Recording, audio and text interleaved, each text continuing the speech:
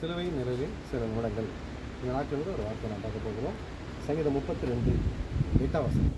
நான் உனக்கு போதித்து நீ நடக்கின்ற வழி உனக்கு காட்டுவேன், உண்மையில் என் கண்ணை வைத்து உனக்கு ஆலோசனை சொல்லுவேன். பிரியமானவரே, இந்த நாட்கள் கூட படிப்பு, எதிர்காலத்தை குறித்து, வேலை குறித்து, என்ன படிப்பு படிக்கலாம், எந்த வேலைக்கு போகலாம் அப்படின்னு அநேக காரியங்கள் குறித்து உங்களுக்கு ஒரு கேள்விக்குறியாக இருக்கலாம். யார்கிட்ட போய் ஜோம் பண்ணலாம், யார்கிட்ட போய் ஆலோசனை கேட்கலாம் அப்படின்னு சொல்லி உங்களுக்கு நிறைய கேள்விகள் இருக்கலாம். அப்புறம் திருமணத்துக்கு நிறைய வரன்கள் வரலாம். இது செட் ஆகுமா ஆகாதா, இந்த ஊழியக்காரத்தை போய் ஜோம் பண்ணலாம் அப்படின்னா நீங்கள் நினச்சிட்டு இருக்கலாம். ஆனால் வேறு சொல்கிறது, நான் உனக்கு போதித்து நீ நடக்க வேண்டிய வழியை உனக்கு காட்டுவேன், உண்மையை என் கண்ணை வைத்து உனக்கு நான் ஆலோசனை சொல்லுவேன் அப்படின்னு ஆண்டவர் சொல்கிறார். அப்படி நம்மளை அவரே நம்முடைய வாழ்க்கையில் நல்ல ஆலோசனை கருத்தாய் நம்மளை வழிநடத்துகிற ஒரு தேவனாக இருக்கிறார். எனவே இதை பார்த்துக்கிட்டு உங்களுடைய வாழ்க்கை கூட உங்களுடைய எதிர்கால படிப்பு என்ன படிக்க வைக்கணும்னு தெரிஞ்சு கலங்கி கொண்டிருக்கலாம். கர்த்தர் நேர்த்தியான பணியை உங்களுக்கு காமிப்பார்.